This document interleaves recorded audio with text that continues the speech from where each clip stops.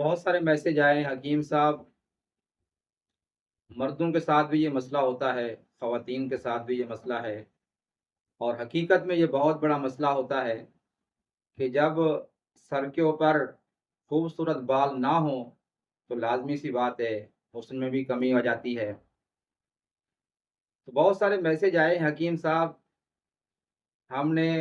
Oil استعمال کیا لیکن ہمیں فائدہ نہیں ہوا، ہم نے شیمپو استعمال کیے لیکن فائدہ نہیں ہو رہا۔ کچھ لوگوں کو فائدہ ہو جاتا ہے لیکن ہمیں فائدہ نہیں ہو رہا، تو اس کی وجہ کیا ہے؟ ناظرین کرام، دنیا کے تمام مذاہب میں ایک بات مشترک ہے، وہ ہے انسانیت کی خدمت۔ آج کا جو موضوع ہے وہ یقینی طور پہ بہت اہم ہے اور انسانیت کو بہت اس کی ضرورت ہے۔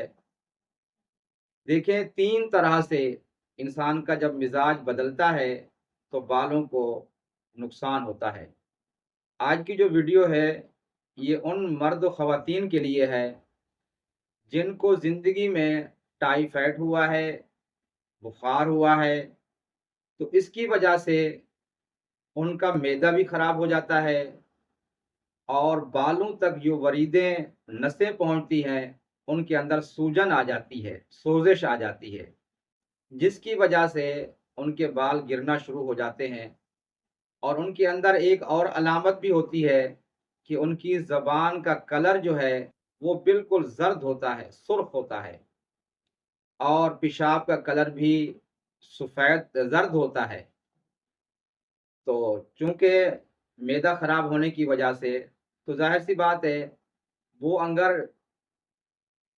آئل استعمال کریں گے تو جب تک ان کا معدہ ٹھیک نہیں ہوگا تو ان کو کوئی فائدہ نہیں ہوگا۔ جب معدہ ٹھیک ہو جائے گا تو ظاہر سی بات ہے بلڈ کی سپلائی جو ہے ان کی نسوں تک پہنچے گی تو بال طاقتور ہو جائیں گے۔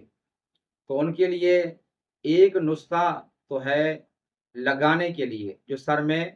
آئل بنا کر لگانا ہے، اور دو جو نسخے ہیں وہ ہیں کھانے کے لیے، تو نوٹ فرما لیں۔ اس کو کہتے ہیں صفوف ایما، کلمی شورا 30 گرام، تخم کاسنی 50 گرام، جو کھار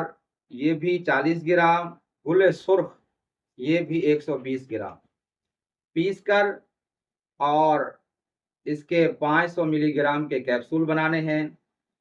اور صبح دوپہر شام کھائیں۔ اس کے ساتھ ایک اور بھی نسخہ ہے، ہلدی،